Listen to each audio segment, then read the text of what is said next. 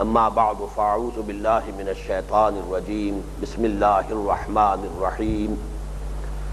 وَلَقَدْ آتَيْنَا لُقْمَانَ الْحِكْمَةَ أَنِ اشْكُرْ لِلَّهِ وَمَنْ يَشْكُرْ فَإِنَّمَا يَشْكُرُ لِنَفْسِهِ وَمَنْ كَفَرَ فَإِنَّ اللَّهَ غَنِيٌّ حَمِيدٌ صدق اللہ العظیم۔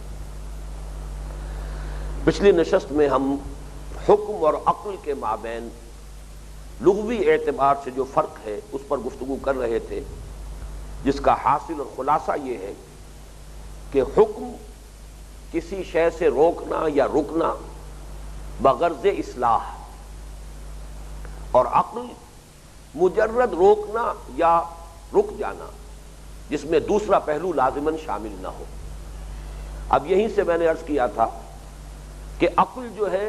وہ فوری مضرت بخش چیز اور ظاہری اعتبار سے مضرت بخش شے سے انسان کو بچاتی ہے، روکتی ہے، اور یہ ہر حیوان کے اندر بھی موجود ہے۔ پریزرویشن آف دی سیلف، اپنے وجود کا بقا، یہ تو در حقیقت حیات کا ایک بنیادی تقاضا ہے۔ اس اعتبار سے جو شے بھی نقصان دہ ہے، مضرت بخش ہے اپنے وجود کے لیے، اپنے مادی وجود کے لیے، اپنی حیات کے لیے، اس سے بچاؤ یہ در حقیقت تمام حیوانات کے اندر قدر مشترک ہے۔ البتہ حکم کا لفظ اس سے بالا تر ہے۔ اس کی بنیاد میں ایک تصور موجود ہے بھلائی کا، خیر کا۔ ظاہر بات ہے کہ بھلائی اور خیر کا تصور برائی اور شر کے تصور کے بغیر نہیں ہو سکتا۔ گویا کہ خیر اور شر کے ایک تصور کے ساتھ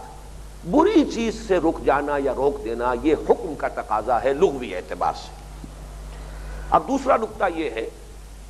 کہ عقل خالص کی بنیاد پر جب انسان اس کائنات کی گتھی کو سلجھانے کی کوشش کرتا ہے، یہ عقل خالص کا لفظ میں نے استعمال کیا ہے اس لیے کہ پچھلے درس میں میں کانٹ کے حوالے سے اس کی مارکۃ الآراء تصنیف کا ذکر کر چکا ہوں۔ کریٹیک آف پیور ریزن، عقل خالص۔ انسان اگر عقل خالص کی رہنمائی میں اگر وہ اس کائنات کی گتھیوں کو سلجھانے کی کوشش کرتا ہے، حقائق تک رسائی کی کوشش کرتا ہے، تو اس کے نتیجے میں جو علم وجود میں آتا ہے اس کا نام فلسفہ ہے۔ اور وہ لوگ جو اس فلسفے کے عالم ہیں، جاننے والے ہیں، ان کو ہم فلاسفرز کہتے ہیں، فلاسفہ۔ یہ لفظ جو ہے عربی زبان کا نہیں ہے اور یہ قرآن مجید میں کہیں وارد نہیں ہوا۔ اس کے برعکس تیسرا نقطہ یہ ہے کہ جب عقل ان حقائق کی گتھیوں کو سلجھاتی ہے لیکن فطرت سلیمہ کے تابع رہ کر، اگر فطرت سلیمہ کی رہنمائی میں عقل اپنی منزلیں طے کرے تو فطرت سلیمہ، فطرت صحیحہ اور عقل سلیم، ان دونوں کے امتزاج سے جو حقائق وجود میں آئیں گے، جو معرفت انسان کو حاصل ہوگی، جو دانش انسان کو حاصل ہوگی، وہ حکمت ہے۔ چنانچہ انگریزی میں بھی ایسے لوگوں کے لیے سیجز کا لفظ استعمال ہوتا ہے۔ فلاسفرز اور ہیں، سیجز اور ہیں۔ ایک فلاسفہ ہے، ایک حکماء ہے۔ تو یہ حکمت کا لفظ جو ہے عقل خالص سے جو فلسفہ وجود میں آتا ہے اس کے مقابلے میں یہ در حقیقت فطرت صحیحہ اور فطرت سلیمہ کے تابع رہ کر جب عقل ان گتھیوں کو سلجھانے کی کوشش کرتی ہے تو اس سے جو کچھ حاصل ہوگا اس کا نام حکمت ہے۔ میں یہاں دو انگریزی کے الفاظ جو ہیں وہ آپ کے سامنے لانا چاہتا ہوں۔ فائلولوجی، فائلولوجی ایک لفظ ہے، سائنس آف لینگویجز یا زبان کا علم، زبان کیسے وجود میں آئی، زبانیں ان کی اصل بنیاد کیا ہے، فائلولوجی۔ اور جسے ہم فلسفی کہتے ہیں، اس کو بھی آپ ذرا تلفظ بدلیے تو فائلوسفی ہے۔ یہ فائلوسفی اور صوفی کہتے ہیں علم کو، وزڈم کو، وہ وزڈم کہ جو زبان سے وجود میں آتی ہے، اس لیے کہ زبان سے تعلق ہے علم منطق کا۔ جب عقل خالص منطق کے اصولوں پر اپنا سفر جاری رکھ کر کائنات کی گتھیوں کو سلجھاتی ہے تو اس سے فلسفہ وجود میں آتا ہے، وہ فائلوسفی ہے۔ فلسفی جسے ہم کہہ دیتے ہیں وہ فلسفہ ہے۔ لیکن جب یہ عقل انسانی فطرت انسانی کے تابع ہو کر اگر یہ سفر کرتی ہے اور انہی گتھیوں کو سلجھاتی ہے تو اب جو شے حاصل ہوگی، جو معرفت میسر آئے گی، وہ حکمت ہے، وہ وزڈم ہے، وہ ہے در حقیقت کہ جس کو قرآن مجید حکمت سے تعبیر کر رہا ہے۔ اسی کا چوتھا نتیجہ یہ نکلتا ہے کہ اگر کسی کی فطرت مسخ ہو چکی ہو، پرورٹڈ نیچر،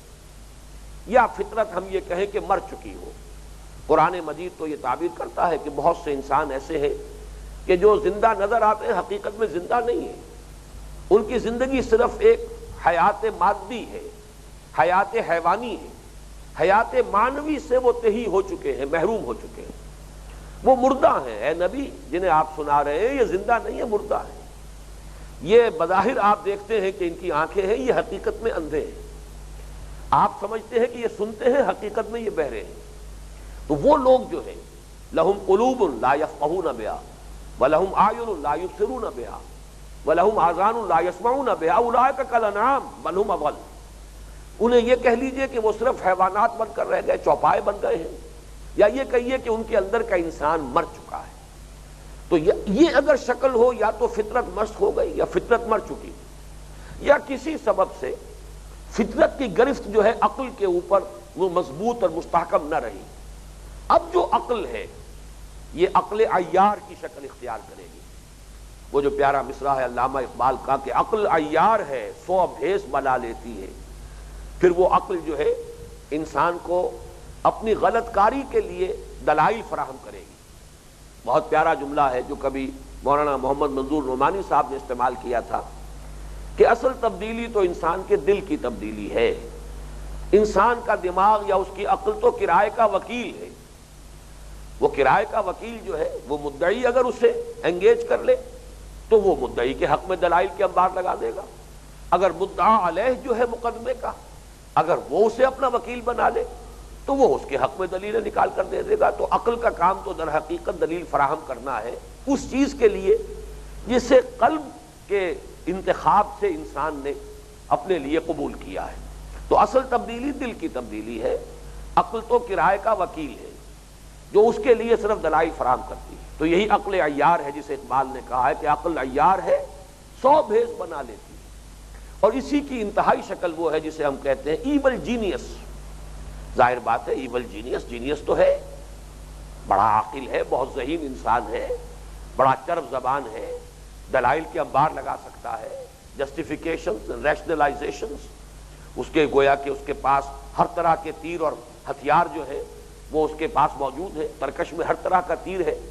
لیکن یہ کہ ایول جینیس ہے،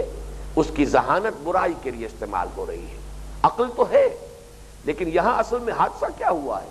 کہ عقل پر فطرت کی گرفت جو ہے وہ مضبوط نہیں رہی ہے، بلکہ اب یہ عقل جو ہے عقل خالص کہہ لیجئے، وہ اب گویا کہ اس رخ پر سفر کر رہی ہے کہ انسان کو وہ برائی کی طرف لے جائے گی،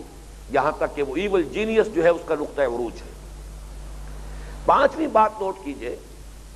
حکمت۔ اب یہ نوٹ کر لیجئے حکمت کیا ہے؟ جہاں کہ فطرت سلیمہ اور عقل سلیم دونوں یکجاں ہوں، عقل سلیم نے سفر کیا ہو فطرت صحیحہ کی رہنمائی میں، اس کے تابع رہ کر، اس سے جو شے وجود میں آئی وہ حکمت ہے، اور اس کا جو مقام ہے از روئے قرآن و حدیث وہ صرف ایک آیت سورہ بقرہ کی آیت نمبر 269 اور ایک حدیث کے حوالے سے وہ اچھی طرح سمجھ لینی چاہیے۔ سورہ بقرہ کی آیت نمبر 269 میں فرمایا یؤتی الحکمۃ من یشاء ومن یؤت الحکمۃ فقد اوتی خیرا کثیرا۔ اللہ تعالیٰ حکمت عطا کرتا ہے جس کو چاہتا ہے، اور جسے حکمت عطا کر دی گئی اسے تو خیر کثیر عطا کر دیا گیا۔ معلوم ہوا کہ حکمت خیر کثیر ہے، یہ حکمت۔ لیکن پھر نوٹ کیجئے گا وہ صرف عقل نہیں، وہ عقل جو فطرت کے تابع ہے، عقل کام کر رہی ہے، اپنا سفر طے کر رہی ہے، استنباط، استدلال، استنتاج،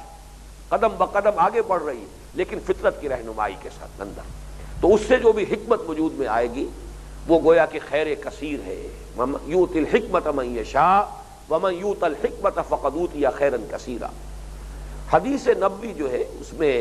بلکہ ضمنی طور پر ایک اور بڑی حقیقت اس کے سامنے آئے گی۔ حضور نے فرمایا الحکمت ضالۃ المومن هو احق بها حیث وجدها۔ حکمت تو مومن کی گمشدہ متاع کے مانند ہے، وہ اس کا سب سے بڑھ کر حقدار ہے جہاں بھی کہیں اسے پائے۔ اس حدیث سے اشارہ ہو رہا ہے کہ حکمت بغیر ایمان کے بھی ہو سکتی ہے، حکمت غیر مومن کے اندر بھی ہو سکتی ہے۔ اسی لیے تو فرمایا کہ یہ ضالۃ المومن هو احق بها حیث وجدها، اگر تو مومن ہی کے پاس ہے تب تو وہ مومن کی متاع مومن کے پاس ہے، لیکن گمشدہ متاع تو وہی ہے جو کسی غیر مومن کے پاس ہے۔ اس سے معلوم ہوا کہ حکمت اور دانائی، فطرت سلیمہ اور عقل صحیح، ان دونوں کے امتزاج سے جو کچھ انسان کو حاصل ہوتا ہے وہ بغیر ایمان بھی انسان کو میسر آ سکتا ہے۔ اس لیے فرمایا الحکمت ضالۃ المومن هو احق بها حیث وجدها، جیسے کوئی شخص لپکتا ہے جہاں وہ دیکھتا ہے میری شے ہے گم ہو گئی تھی تو لپک کر اٹھاتا ہے کہ یہ تو میری شے ہے، بالکل اسی طرح مومن کو حکمت اور دانائی کو اپنی گمشدہ متاع سمجھتے ہوئے لپک کر اسے حاصل کرنا چاہیے۔ یہ جو میں نے عرض کیا کہ اس حدیث سے ثابت ہوا کہ حکمت بغیر ایمان بھی ممکن ہے، یہ بظاہر تو محسوس ہوتا ہے کہ جیسے کوئی ناپسندیدہ سی بات ہے جو میں کہہ رہا ہوں، ہمارا جو بھی اعتقادی پس منظر ہے اس کے حوالے سے یہ بات عجیب لگے گی، کچھ اجنبیت جو ہے محسوس ہوگی، لیکن میں یہاں در حقیقت اسی حوالے سے یہ بات کہنا چاہ رہا ہوں کہ اسی کی تو مثال ہے حضرت لقمان۔ ایمان کا اصل مسئلہ ہوتا ہے نبوت کے ساتھ، ایمان اصل میں نبی کی تصدیق کا نام ہے، تصدیق بما جاء النبی صلی اللہ علیہ وسلم، جو شے نبی پیش کر رہا ہے اس کی تصدیق۔ اب کسی دور میں نبوت کی فترت کا دور ہے، نبوت کا پیغام نہیں ہے، گم ہو چکا ہے، لوگوں تک نہیں پہنچ رہا ہے، تو کیا انسان ہر متاع سے خالی ہو گیا؟ کیا اس کے لیے اب کوئی نعمت اللہ کی نہیں ہے؟ معلوم ہوا حکمت انڈیپینڈنٹ ہے نبوت سے،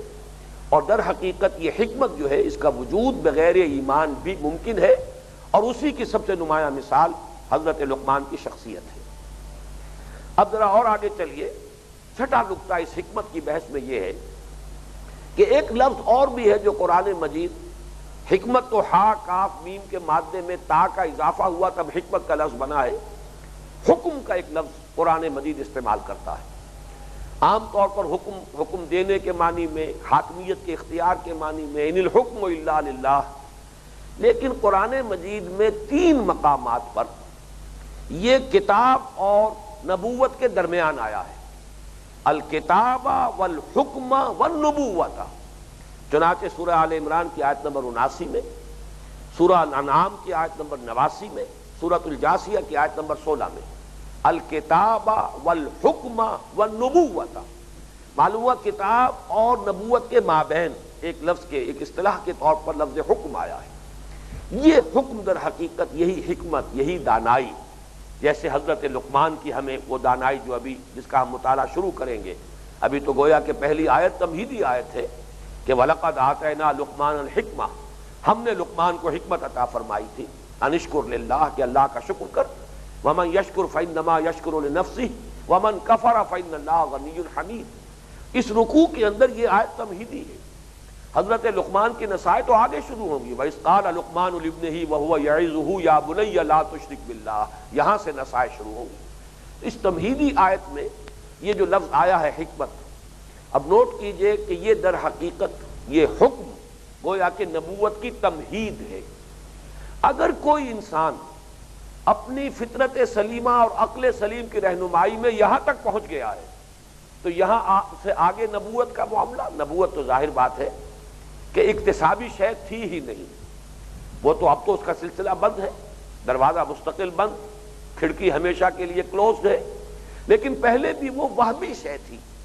اس سے اوپر جو نبوت کا درجہ ہے وہ تو پھر وحی آئے گی، اس کی تصدیق ہوگی تو وہ نبوت کا سوال ہوگا۔ آمن الرسول بما انزل الیہ من ربہ والمؤمنون، ایمان کا لفظ آئے گا ہی اس وقت جب کہ وحی آئی، اور وحی کی تصدیق سب سے پہلے نبی نے کی، رسول نے کی، پھر نبی نے اس کو پیش کیا تو جس نے اس کو مان لیا، اس کی تصدیق کی، وہ مومن ہو گیا۔ لیکن یہ کہ حکم کا لفظ در حقیقت، اب اس کو تعبیر کریں گے شعور انسانی کی وہ پختگی جس میں حق و باطل کے مابین تمیز، خیر کی جانب فیصلہ کن میلان،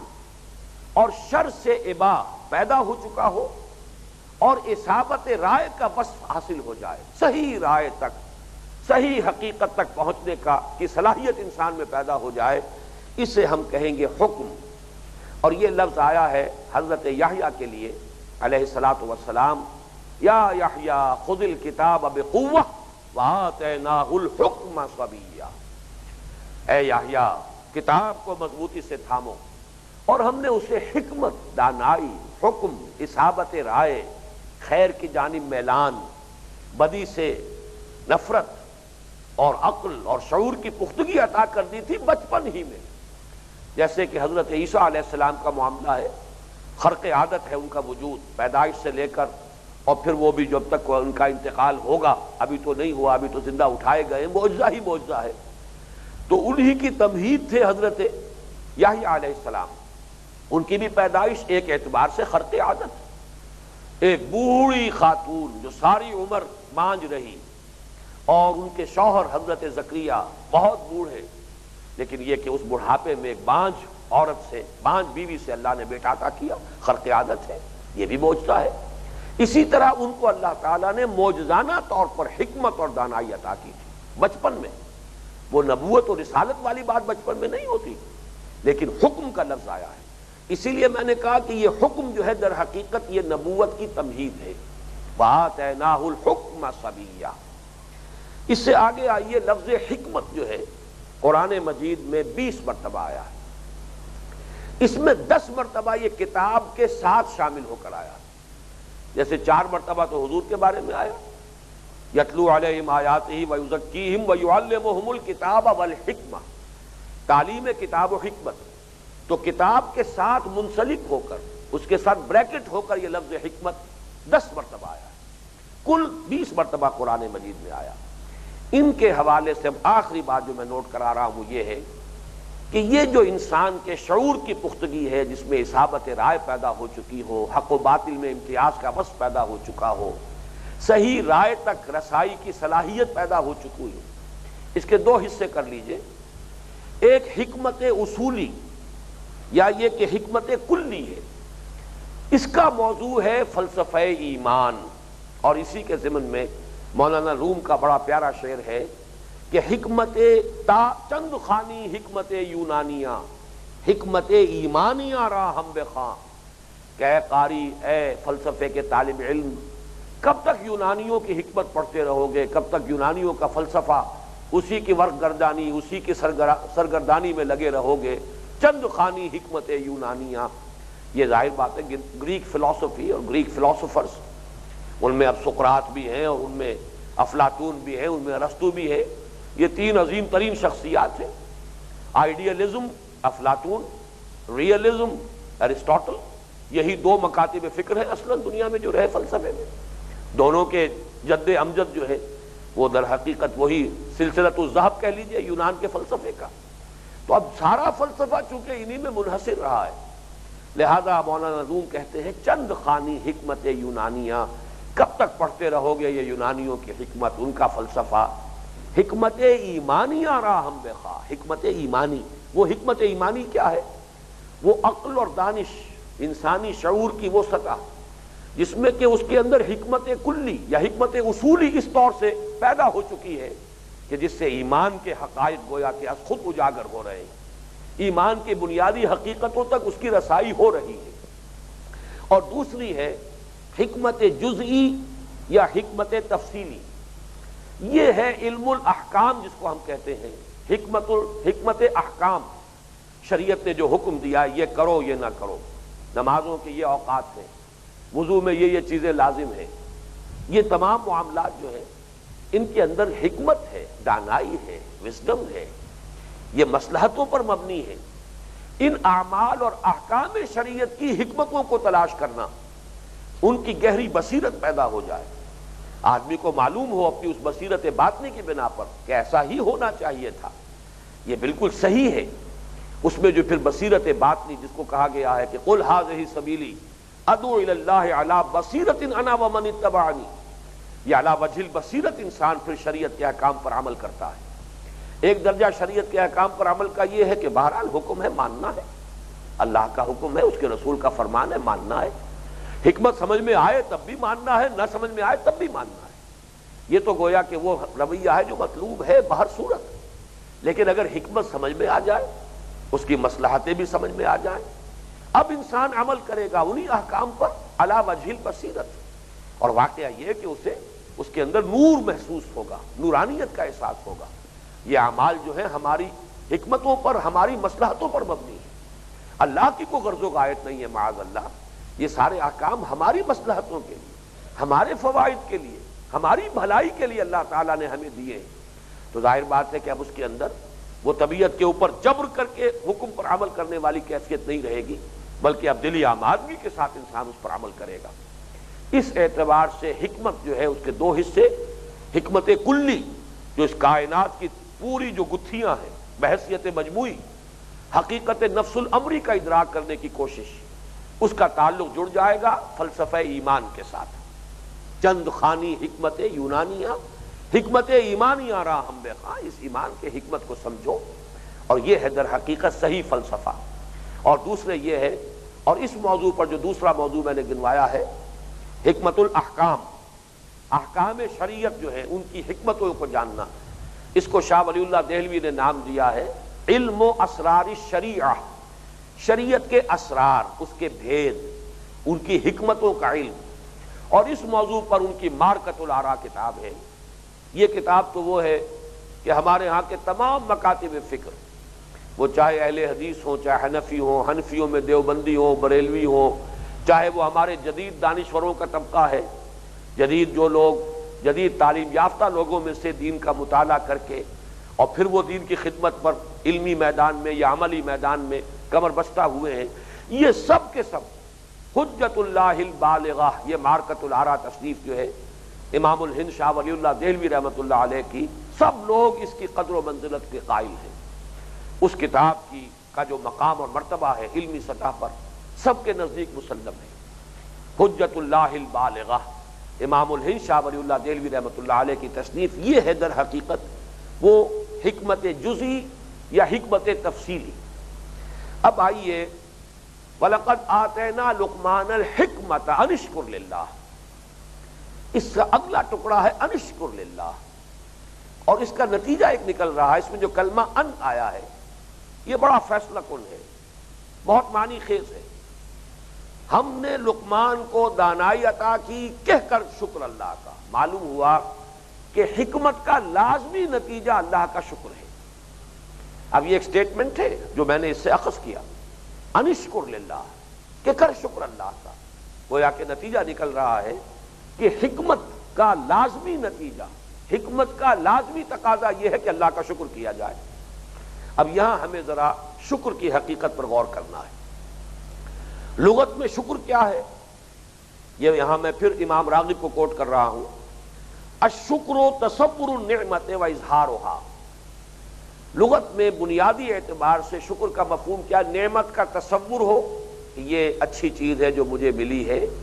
ایک نعمت ہے جو مجھے عطا ہوئی ہے، اس کا تصور، اس کا ادراک، اس کا فہم، اس کا شعور حاصل ہو جائے، اور پھر اس کو آدمی ظاہر کرے، اس نعمت کا اظہار۔ یہ ان دونوں چیزوں کو جمع کریں گے تو لفظ شکر بنے گا۔ اور یہ لفظ جو ہے عربی زبان میں جو اس کے استعمالات بنیادی ہیں، امام راغب بھی کے حوالے سے یہ باتیں عرض کر رہا ہوں، تو دو الفاظ بڑے آسانی سے یاد ہو جائیں گے۔ دابۃ شکور،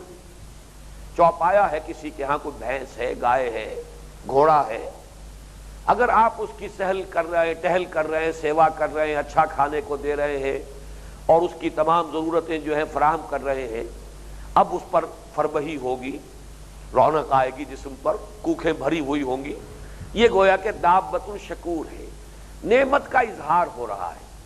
آپ نے جو بھی اس کو اچھا کھلایا پلایا ہے، اس کو جس کو ہمارے ہاں کہا جاتا ہے کھا پی کر حرام کر دینا، وہ بات نہیں ہے، بلکہ جو بھی کچھ نعمت مل رہی ہے اس کا اس کے وجود میں ظہور ہو رہا ہے، اس کا اظہار ہو رہا ہے، اسے کہیں گے دابۃ شکور۔ ایک یہ ہے کہ آپ جو چاہیں کھلا لیں، جتنا چاہیں چارہ ڈال لیں، اس میں جو بھی اعلیٰ سے اعلیٰ کھل ملا لیں، لیکن یہ کہ وہ دبلی کی دبلی گائے، اسی طرح اس کی جو ہڈیاں پسلیاں نظر آ رہی ہیں، تو اس کے برعکس وہ جانور کے جس کی اگر ٹہل سیوا ہو تو اس کا پھر ظہور ہو جائے اس کے وجود پر، وہ دابۃ شکور ہے۔ اسی طرح وہ چشمہ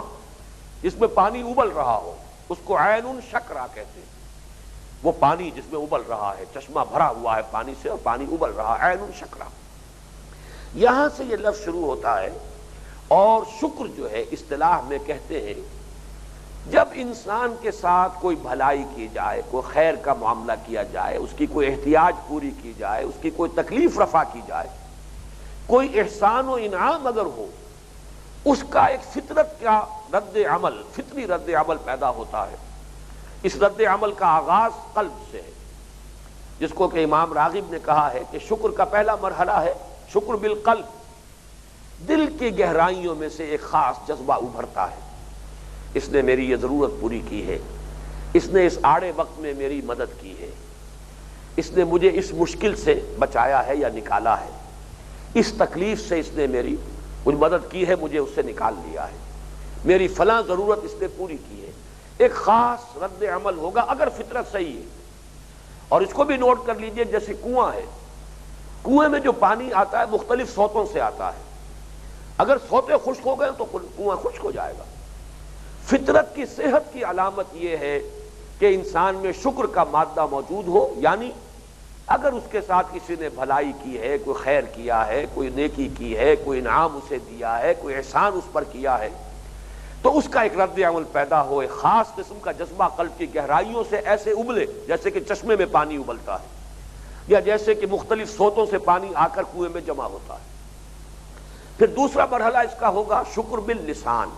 اب زبان سے شکر ادا کریں، آپ نے میرا ساتھ یہ احسان کیا، آپ کا شکریہ ادا کرتا ہوں، آپ کا ممنون ہوں، آپ کا مشکور ہوں، یہ مختلف الفاظ، تھینکس، شکرن۔ یہ مہذب معاشرے کے اندر آپ کو یہ لفظ بڑی کثرت کے ساتھ،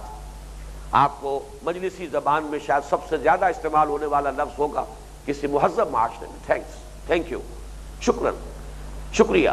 یہ در حقیقت جو بھی بھلا کام خیر ہے، آپ کو کسی نے پانی لا کے پلایا، شکریہ کیجیے، شکریہ فوراً آپ کی زبان پر آئے گا، لیکن یہ کہ وہ قلب کی گہرائی سے ابھرا ہو، اصل شکر وہ ہوگا، ورنہ تو وہ ایک عادت ہے، وہ تو پھر ایک مجلسی لفظ ہے جو استعمال ہو رہا ہے زبان پر، جیسے عربوں کے ہاں واللہ، یہ واللہ کا لفظ جو ہے قسم کھانے کے لیے نہیں ہے، وہ تو ان کا تکیہ کلام ہے۔ ایسے ہی یہ کہ تکیہ کلام بن جائے وہ نہیں، بلکہ یہ کہ قلب میں واقعتاً احساس ہو، تحریک وہاں سے ابھرے، اس کی احسان مندی کا جذبہ ابھرے، پھر زبان پر وہ لفظ آئے شکر کا۔ اور تیسرا ہے پھر شکر بالجوارح، اپنے پورے وجود سے، اعضاء و جوارح سے شکر ادا کرنا، جس کا کہ ایک بہت بڑا مظہر یہ ہوگا اس نعمت کا حق ادا کیا جائے، اس کا صحیح استعمال کیا جائے، اس سے صحیح استفادہ کیا جائے۔ اگر کسی باپ نے اپنے بیٹے کو کوئی بہت عمدہ کتاب لا کر دی ہے اور بیٹا کلچر تو تھا، مہذب تھا، اس نے شکریہ ادا کیا، لیکن پھر کتاب جو ہے کہیں کسی طاق میں رکھ دی ہے الماری کی کسی اونچے خانے کے اندر، اور پھر مڑ کر کبھی دیکھا نہیں، اس کا کہیں مطالعہ نہیں کیا، تو یہ ناشکری ہوئی، حق ادا نہیں ہوا اس نعمت کا، چاہے زبان سے شکریہ ادا کر دیا گیا تھا ایک مجلسی آداب کے تقاضے کے طور پر، لیکن اصل میں تو شکر ادا ہوگا اگر اس کتاب سے استفادہ کرے، اپنے علم میں، اپنے فہم میں، اپنے شعور میں، اس کے ذریعے سے ترقی حاصل کرے، تب تو اس نے شکر ادا کیا حقیقی معنی میں۔ تو یہ گویا کہ شکر ہوگا عملاً جوارح کے ذریعے سے اس نعمت کا حق ادا کرنا۔ اب یہاں نوٹ کیجئے، جیسا کہ میں نے عرض کیا، فطرت صحیحہ کی علامت یہ ہے کہ شکر کا جذبہ ہو۔ یہ شکر کا جذبہ انسانی سطح پر تو خیر اس کی فطرت اور اس کی آدمیت کے سلامت ہونے اور صحت پر برقرار ہونے کے لیے شرط لازمی ہے ہی، حیوانات کے اندر موجود ہے، یہ طبعیت کا بھی تقاضا ہے۔ چنانچہ حیوانات کو آپ کا عموماً مشاہدہ ہوگا، اگر کہیں کوئی جانور پیاسا ہے اور آپ نے اس کے سامنے لا کے پانی کی بالٹی رکھ دی ہے، وہ پانی پیے گا، اس کے بعد جب گردن اٹھا کر آپ کو دیکھے گا، اگر آپ وہیں کھڑے ہیں تو اس کی آنکھوں میں آپ کو وہ جذبہ تشکر جو ہے وہ محسوس ہوگا، احسان مندی کے جذبات، اس کے آنکھوں میں وہ خاص کیفیت آئے گی جو کہ ایک تشکر، بلکہ عین شکرا کا لفظ مجھے بہت ہی عمدہ اس لیے معلوم ہوتا ہے کہ عین کے معنی چشمہ بھی ہے اور عین کے معنی چشم بھی ہے، یہ آنکھ بھی تو، یہ بھی در حقیقت اس چشمے کے مانند ہے۔ جیسے چشمے میں پانی ابلتا ہے تو جذبہ تشکر بھی آنکھوں میں ابلتا ہے، آنکھوں سے ظاہر ہوتا ہے، حویدہ ہوتا ہے۔ تو کوئی بھی جانور ہو، اس کی تکلیف کو آپ نے رفع کیا ہو۔ ایک کہانی بھی ہے جو ہم نے بچپن میں پڑھی تھی، وہ شیر جس کے پاؤں پنجے کے اندر جو ہے کانٹا چبھا ہوا تھا اور بھاگے ہوئے قیدی نے اس کی وہ تکلیف دور کر دی تھی۔ اس وقت تو وہ جو شیر ہے اس نے اس کے ہاتھ جو ہے وہ چاٹے، اظہار تشکر کے طور پر وہاں چل دیا۔ پھر وہی شیر تھا جو کہیں وہ چونکہ بھاگا ہوا غلام تھا، اسے پکڑ کر جب وہ قدیم زمانے کے رسم کے مطابق جو کچھ رومن امپائر میں ہوتا تھا اس کو ڈالا گیا بھوکے شیر کے آگے، تو بجائے اس کے کہ وہ شیر آ کر اسے چیرتا پھاڑتا اور کھاتا، وہ اس کے سامنے کھڑا ہو کر جو ہے دم ہلانے لگا، اس نے جذبہ شکر کا اظہار کیا، معلوم ہوا یہ وہی شیر تھا جس کے پاؤں کی تکلیف جو ہے رفع کی تھی اس شخص نے۔ تو یہ حیوانات کے اندر بھی یہ جذبہ جو ہے موجود ہے، جیسا میں نے عرض کیا کہ یہ تو شیر کی کہانی تو خیر کہانی ہوگی، لیکن یہ تو آپ خود مشاہدہ کر سکتے ہیں، کوئی بکری ہو، کوئی گائے ہو، کوئی جانور پیاسا ہے، بھوکا ہے، اس کے سامنے رکھیے، اس کی ضرورت پوری ہوگی، اب آپ جھانکیے اس کی آنکھوں میں، آپ کو جذبہ تشکر نظر آئے گا۔ تو بہرحال ایک بات نوٹ کر لیجئے، میں نے حکمت کو اینالائز کیا تھا کہ حکمت نتیجہ ہے فطرت صحیحہ اور سلیمہ، اور عقل سلیم عقل صحیح، ان دونوں کے امتزاج سے جو شے وجود میں آتی ہے وہ حکمت ہے۔ اسی اعتبار سے اب نوٹ کیجئے کہ فطرت صحیحہ کی علامت جذبہ شکر۔ اب آئیے عقل صحیح کا کام کیا ہے؟ اصل منعم کو پہچاننا، یہ عقل کا کام ہے، یہ اب اس کو اپنا فرض منصبی ادا کرنا کہ اپنے منعم کو، محسن کو، اپنے اصل مربی کو پہچانے۔ اس کے لیے بھی بڑی خوبصورت تدریج کے ساتھ بات سمجھ لیجئے کہ بچپن میں چھوٹا بچہ ہے، اس کے ذہن کی دنیا بھی بڑی محدود ہے، اس کے تصورات بڑے محدود ہیں، اسے اپنے مربی، محسن، منعم صرف اپنے والدین نظر آتے اور اسے شعور ہی نہیں۔ تکلیف ہوتی ہے تو لپکتا ہے ماں کی طرف، ماں ہی ہے جو بے چین ہو جائے گی، اس کی تکلیف کو رفع کرنے کے لیے امکان بھر کوشش کرے گی۔ بھوک لگ رہی ہے تو بھاگے گا ماں کی طرف، کوئی خوف کہیں سے محسوس ہوگا تو جائے گا اور چمٹ جائے گا ماں کی چھاتی سے، وہ محسوس کرے گا اپنے اس چھوٹی سی جو ذہن کی دنیا ہے اس کے اعتبار سے کہ شاید میں قلعے میں آ گیا ہوں، محفوظ ہو گیا ہوں، چاہے کوئی درندہ صفت انسان آئے، کوئی سکھ، کوئی اور نیشنلزم کا جس کو کہ نشہ سوار ہو اور اس وقت دیوانہ ہو گیا ہو، بچوں کو ماؤں کی گودوں سے گھسیٹ کر اچھالتے رہے اور نیزوں کے اندر پروتے رہے، لیکن بچہ یہ سمجھتا ہے ماں کے پاس پہنچ کر کہ میں قلعے میں آ گیا، میری حفاظت کرنے والی، میرے ماں باپ، میرے دکھ درد کو بانٹنے والے، میری تکلیفوں کو رفع کرنے والے، میری ضرورتوں کو پورا کرنے والے، مجھے کھلانے اور پلانے والے میرے والدین۔ تو سارا جذبہ تشکر اس وقت والدین کے ساتھ ہے، یہ نقطہ آغاز ہے جذبہ تشکر کا۔ فطرت میں شکر ہے، ابھی عقل اسی سطح پر ہے کہ وہ کسی اور منعم کو پہچانتی نہیں، کسی اور محسن کو وہ جانتی نہیں، وہ تو صرف اپنے منعم اور محسن اور مربی کی حیثیت سے اپنے والدین سے واقف ہے، لہذا وہ جذبہ تشکر کل کا کل والدین کے ساتھ وہ منسلک ہو جائے گا۔ ذرا جیسے جیسے اب انسان کی عمر بڑھتی ہے، اس کا مینٹل ہورائزن وسیع ہو رہا ہے، اس میں وسعت پیدا ہو رہی ہے، میرے بھائی بھی ہیں، میری بہنیں بھی ہیں، میرے چچا بھی ہیں، ماموں بھی ہیں، میرے کنبے قبیلے کے لوگ ہیں، میری قوم ہے، میرا وطن ہے، یہ سب کے سب میرے محافظ ہیں، میرے خیر خواہ ہیں، میرے بہی خواہ ہیں، میری ضرورتیں پوری کرنے میں سب شریک ہیں۔ اب یہ جذبہ تشکر جو ہے پھیل رہا ہے والدین کی ذات سے، اب یہ پھیل رہا ہے، مختلف اطراف و جوانب میں اس کی توسیع ہو رہی ہے۔ اس سے آگے بڑھ کر انسان، یہ تو ہوئے انسانوں کا معاملہ، اب وہ دیکھتا ہے یہ عناصر فطرت، یہ سب میرے محسن ہیں، یہ دھوپ ہے سورج کی جس سے فصلیں پکتی ہیں، پھل پکتے ہیں، یہ ہوائیں چلتی ہیں، یہ پانی ہے جو میری پیاس بجھاتا ہے، یہ تمام عناصر فطرت، یہ میرے محسن ہیں، یہ میرے مربی ہیں، یہ میرے منعم ہیں۔ اس اعتبار سے اب یہ عناصر فطرت کی طرف وہی جذبہ تشکر جو ہے رجوع کر رہا ہے۔ اور یہاں نوٹ کر لیجئے، فطرت کا ایک تقاضا اور ہے جس کو قرآن مجید نے نہایت خوبصورت الفاظ میں سورہ رحمان کی اس آیت میں بیان کیا، ہل جزاء الاحسان الا الاحسان، بھلائی، احسان، انعام، اس کا بدلہ تو سوائے احسان اور انعام کے کچھ نہیں ہو سکتا۔ بھلائی کا بدلہ بھلا ہونا چاہیے، کسی نے آپ کے ساتھ بھلائی کی ہے، آپ بھی چاہیں گے کہ اس کے ساتھ بھلائی کریں، یہ بھی فطرت کا تقاضا ہے۔ کسی طریقے سے اس کے احسان کے بوجھ اور بار سے کسی درجے میں سلوک دوش ہو سکے، کوئی بدلہ دیجیے۔ یہی جذبہ ہے جو والدین کی خدمت، والدین کا ادب، وہ جو اس کی اس شکل اختیار کرے گا کہ جب میں چھوٹا سا تھا، رب ارحمہما کما ربیانی صغیرا، جب میں چھوٹا سا تھا مجھے پالا پوسا، میری ضروریات پر اور میری تکلیفوں پر یہ بے چین ہو گئے، اپنا پیٹ کاٹا اور مجھے کھلایا، اپنی نیندیں حرام کی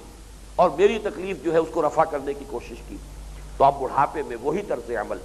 انسان اختیار کرے تو کسی درجے میں اسے ایک احساس ہو سکتا ہے، ایک سبک دوشی کا، کہ وہ بارے گراں کسی درجے میں نے اس کا حساب چکایا ہے۔ اگرچہ واقعہ یہ کہ والدین کا احسان انسان کے بس میں نہیں ہے۔ یہ جو حصہ سوم آئے گا ہمارے اس منتخب نصاب کا، اس میں جب ہم سورہ بنی اسرائیل کے 2 رکوعوں کا مطالعہ کریں گے، تیسرے اور چوتھے کا، تو وہاں یہ مضمون تفصیل سے آئے گا کہ والدین کا احسان کا بدلہ چکانا انسان کے لیے ممکن نہیں ہے۔ یہی وجہ ہے کہ پھر آخری جو بات وہاں کہی گئی وہ یہ کہ ہاتھ جوڑ کر اللہ سے دعا کرو، رب ارحمہما کما ربیانی صغیرا، پروردگار رحم فرما ان پر، میں ان کے احسانات کا بدلہ نہیں چکا سکتا، تجھ سے ہی استدعا ہے کہ تو مجھ پر جو ان کے احسانات ہیں ان کے ساتھ رحم فرما کر میری اس دعا کو قبول کرتے ہوئے گویا کہ کسی درجے میں میرے اس احسان کا بدلہ تو ادا فرما۔ اسی طریقے سے نوٹ کیجئے، جہاں تو بدلہ چکایا جا سکتا انسان بدلہ چکا دے گا، فطرت کا تقاضا ہے۔ آپ کے دوست نے آپ کے ساتھ کوئی بھلائی کی ہے، آپ بھی کسی وقت اس کے کام آ گئے، حصہ برابر ہو گیا، عوض معاوضہ گلا ندارت۔ اسی طریقے سے کسی نے آپ کو ہدیہ دیا ہے، آپ نے بھی کوئی موقع دیکھا مناسب، وہ ہدیہ جو ہے وہ آپ نے اس کو بھی خدمت میں پیش کر دیا۔ تہادو تحابو، ہدیوں کا لین دین ہونا چاہیے، اس سے محبت بڑھتی ہے۔ یہ تمام معاملات، لیکن اب تصور کیجئے جس ہستی کے احسانات کا بدلہ نہ چکایا جا سکے وہاں کیا کریں؟ وہاں یہی جذبہ تشکر اور فطرت کا یہ تقاضا عبادت کی شکل اختیار کرتا ہے۔ سورج کا بدلہ کیا چکائیں سوائے اس کے کہ ہاتھ جوڑ کر کھڑے ہو جائیں، ڈنڈوت کریں، اس کی مدح کریں، پرارتھنا کریں، اس کے گن گائیں، اس کے لیے جو ہے جو بھی مراسم عبودیت بجا لائیں، اس کے سوا کچھ نہیں۔ یہی جذبہ شکر، اس لیے میں عرض کر رہا ہوں کہ یہ رکوع اس اعتبار سے بہت اہم ہے، قرآن کی حکمت کی اساسات یہاں معین ہو رہی ہیں۔ اسی سے اگلا قدم سورہ فاتحہ ہے۔ ویسے ہمارے منتخب نصاب میں وہ حصہ دوم کا پہلا سبق ہے، درمیان میں ایک سبق اور حائل ہوگا، لیکن در حقیقت یہ جو حکمت قرآنی کے اساسات جو معین اس رکوع میں ہو رہی ہیں، اسی کا سلسلہ جڑے گا سورہ فاتحہ میں۔ لیکن اس وقت اسی حد تک اپنی توجہ کو محدود رکھے کہ جہاں انسان کو بدلہ نہیں چکا سکتا منعم یا محسن کا، وہاں وہ عبادت کی شکل اختیار کرتا۔ رکوع کر لیا اس کے سامنے، جھک گئے اس کے سامنے۔ وہ جو حضرت موسیٰ کی ایک کہانی لکھی ہے مولانا روم نے کہ حضرت موسیٰ کا گزر ہوا، ایک گڈریا تھا جو اپنے خیال میں اللہ تعالیٰ کے ساتھ ہم کلام تھا، مناجات کر رہا تھا۔ اے اللہ، اگر تو میرے سامنے آ جائے، میں تیرے پاؤں دھوؤں، تیرے سر میں سے جوئیں نکالوں، تیرا جسم دابوں۔ یہی اس کا تصور تھا۔ وہ جو بھی چودھری ہوتے تھے، جو بھی قبیلوں کے سردار ہوتے تھے، جو بھی بڑے لوگ ہوتے تھے، ان کی خدمت میں جا کے اور کیا کرتے تھے؟ ان کے پاؤں دھو دیں گے، ان کے سر میں سے جوئیں نکال دیں گے، ان کا جسم داب دیں گے، اور کیا کریں گے؟ تو ان کا تصور جو ہے اس گڈریے کا اللہ کے بارے میں بھی اس سے آگے کہاں جائے گا؟ اس کے ذہن کی سطح اتنی بلند ہے ہی نہیں کہ اس ہستی مطلق کا کوئی تصور کر سکے۔ بہت بڑا چودھری، بہت بڑا سردار، بس یہی تصور ہے اس کا۔ لہذا وہ اسی انداز میں بات کر رہا تھا، تو اگر میرے سامنے آ جائے، تیرے پاؤں دابوں، تیرے پاؤں دھوؤں، تیرے سر سے جوئیں نکالوں، تیرے سر میں تیل ڈالوں۔ لیکن یہ کہ حضرت موسیٰ نے جب سنا تو ڈانٹ دیا، کیا کفر بک رہے ہو اللہ کے ساتھ یہ بات؟ تو مولانا روم نے وہ نقشہ کھینچا ہے کہ اس نے چیخ ماری، کپڑے پھاڑے اور نکل گیا وہ جنگل میں۔ تو اللہ تعالیٰ نے حضرت موسیٰ سے کہا کہ اے موسیٰ، یہ بندہ اپنی ذہنی سطح کے مطابق مجھ سے ہم کلام تھا، تم اپنی ذہنی سطح کا معاملہ کیوں اس سے متوقع ہو، کیوں توقع رکھتے ہو؟ اس کی اپنی ایک ذہنی سطح تھی، میرا بندہ مجھ سے مشغول تھا، تم نے یہ کیا کیا؟ اسے مجھ سے کاٹ دیا۔ تو برائے وصل کردن آمدین ہے، برائے فصل کردن آمدین۔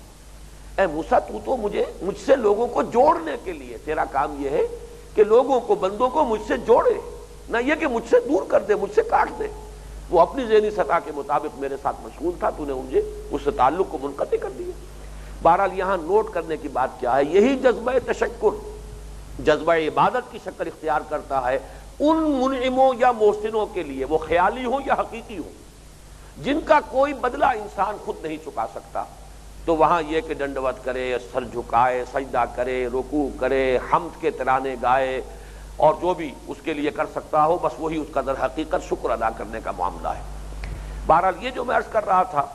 کہ عقل انسانی اور شعور انسانی جیسے جیسے وسعت اختیار کرتا ہے، سٹارٹنگ میں بھی شکر کا کل جذبہ ایک نقطے پر مرکوز تھا، والدین، اور اس رکوع میں آپ دیکھ رہے ہیں آگے چل کر آئے گا انشکر لی ولوالدیک۔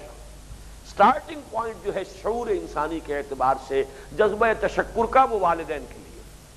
اس کے بعد وہ پھیلا،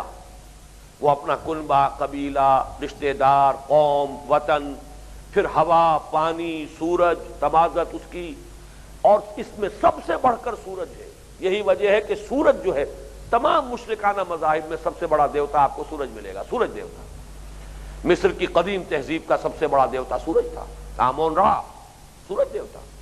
سورج کی پرستش سب سے زیادہ کثرت سے رہی ہے۔ واقعہ یہ ہے کہ یہ انسان کا فہم صحیح تھا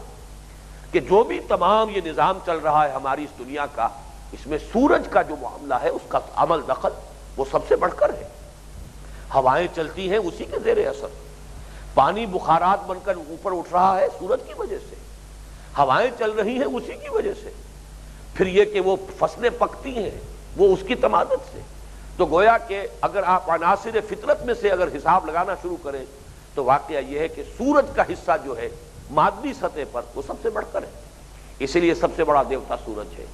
اب جو میں نے عرض کیا کہ یہ تشکر کا جذبہ ایک نقطے سے پھیلا اور پوری کائنات کا احاطہ کر لیا، تمام عناصر فطرت شریک ہیں میری ربوبیت میں، میری ضروریات کی بہم رسانی میں، یہ تمام کے تمام جو ہے پوری کائنات جو ہے۔ لیکن اب اس کے بعد ایک چھلانگ انسان اور لگائے، یہ ایک چھلانگ ہے، وہ چھلانگ ہے کہ تمام عناصر فطرت سے اوپر ہو کر ایک ہستی جو ان سب کی پیدا کرنے والی ہے، وہ ہے منعم حقیقی، وہ ہے نعرہ مستانہ جو لگایا تھا حضرت ابراہیم نے، انی وجہت وجہی للذی فطر السماوات والارض حنیفا وما انا من المشرکین۔ یہ بس ایک چھلانگ ہے۔ انسان کا جب یہ فہم اسے حاصل ہو گیا، سورج میں اپنا کچھ نہیں ہے، اللہ نے اس کے ذمہ جو خدمت لگائی ہے وہ سر انجام دے رہا ہے، کسی شے کا کوئی وصف ذاتی نہیں ہے، تمام اوصاف اور صفات اور پراپرٹیز ہر شے کو جو عطا کی اللہ نے عطا کی، اور وہ اسی وقت تک بروئے کار آئیں گی جب تک کہ اللہ کا اذن شامل ہوگا، جہاں اللہ چاہے اس کی تاثیر کو سلب کر سکتا ہے۔ یہ تمام مخلوق ہیں، مخلوقات ہیں اللہ کی، ان کے تمام اوصاف عطائی ہیں، عطا کردہ ہیں اللہ کے، کسی شے میں کوئی وصف نہیں، کسی شے میں کوئی خیر نہیں، کسی میں کوئی خوبی نہیں، کسی میں مجھے فائدہ پہنچانے کی کوئی صلاحیت نہیں، کسی میں مجھے مضرت پہنچانے کا کوئی مادہ نہیں جب تک کہ اللہ کا حکم نہ ہو۔ تو اب ہاتھی کے پاؤں میں سب کے پاؤں، وہ جو ایک نقطے سے پھیلا تھا اور پوری کائنات تک وہ وسیع ہو گیا تھا جذبہ تشکر، ایک چھلانگ میں وہ آتا ہے اور مسبب الاسباب کی ذات پر آ کر پھر وہ منسلک ہو جاتا ہے، مرتکز ہو جاتا ہے۔ یہ ہے انشکر للہ۔ عقل اب پہنچ گئی، اپنی آخری معراج تک عقل پہنچ گئی، عقل نے اصل منعم کو پہچان لیا، اور جذبہ تشکر وہ فطرت کے صوتوں میں سے ابل رہا تھا۔ اب جذبہ تشکر جو ہے جب وہ حکمت کا مقام پہنچا ہے، انسان اس مقام تک حاصل، اس کو رسائی حاصل ہوئی جو کہ فطرت صحیحہ اور عقل سلیم دونوں کے امتزاج سے وجود میں آتی ہے، تو گویا کہ وہ جذبہ تشکر جس کا تعلق اصل میں فطرت سلیمہ کے ساتھ تھا وہ اب مرتکز ہو جائے گا ذات باری تعالیٰ کے ساتھ، اس لیے کہ منعم وہی ہے، محسن حقیقی وہی ہے، مؤثر حقیقی وہی ہے، خالق وہی ہے۔ جیسے کہ نصیحتیں ابھی ہم پڑھیں گے آئندہ نشستوں میں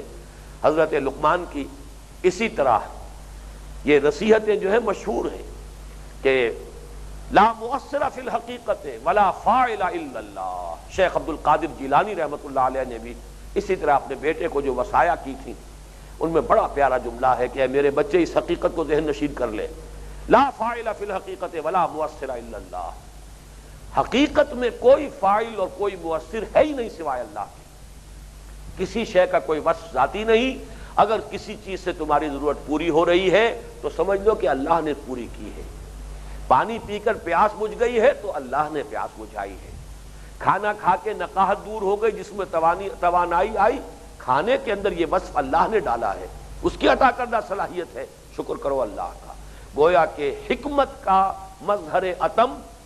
حکمت کا سب سے بڑا مظہر وہ اللہ کا شکر ہے۔ وَلَقَدْ آتَيْنَا لُقْمَانَ الْحِكْمَةَ أَنِ اشْكُرْ لِلَّهِ، یہاں اس ان کے کلمے نے جوڑ دیا ہے کہ حکمت کا منطقی تقاضا، حکمت کا لازمی مظہر، حکمت کا مظہر اتم اللہ کا شکر ہے۔ آگے چلیے، وَمَن يَشْكُرْ فَإِنَّمَا يَشْكُرُ لِنَفْسِهِ، جو کوئی شکر کرے گا تو وہ اپنے ہی بھلے کے لیے کرے گا۔ یہاں ذرا نوٹ کر لیجئے کہ شکر ہے تو گویا کہ فطرت صحیح ہے۔ اب اگر وہ شکر برقرار رکھے گا اور اللہ تعالیٰ کا شکر ادا کرے گا تو گویا کہ اس کی شخصیت کا ارتقاء صحیح خطوط پر، صحیح رخ پر ہوگا، اس کا سارا فائدہ اسی کو پہنچے گا۔ اگر شکر کا جذبہ نہیں تھا تو گویا کہ فطرت مسخ ہو چکی، اب اس کی شخصیت اگر بڑھے گی آگے تو ٹیڑھی ہو کر بڑھے گی، کجی پیدا ہوگی، اس کے اندر خیر نہیں بلکہ شر وجود میں آئے گا۔ اور یہ چیز جیسا کہ ایک حدیث میں آیا ہے، من لم یشکر الناس لا یشکر اللہ،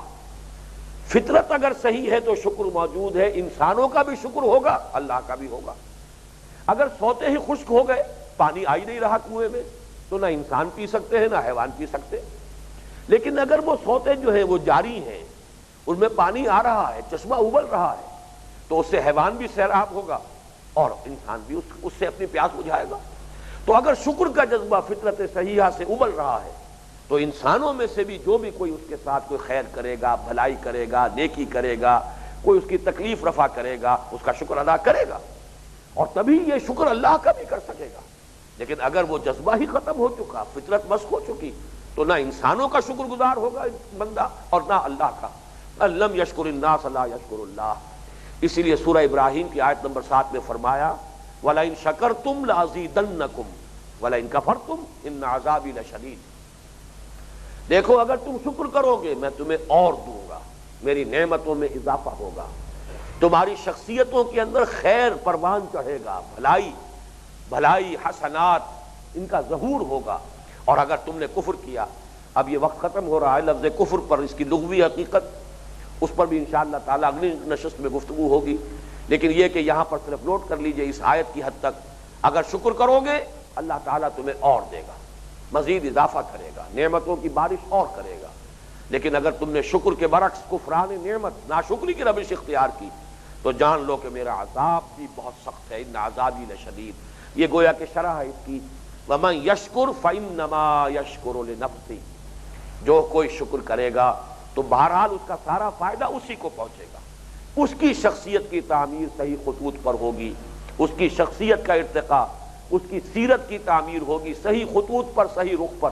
اور یہ کہ اللہ تعالیٰ کی نعمتوں کا اور وہ مستحق بنے گا۔ اور اگر یہ نہیں کرے گا، وَمَن كَفَرَ فَإِنَّ اللَّهَ غَنِيٌّ حَمِيدٌ، اس آخری ٹکڑے پر انشاءاللہ گفتگو اب اگلی نشست میں ہوگی۔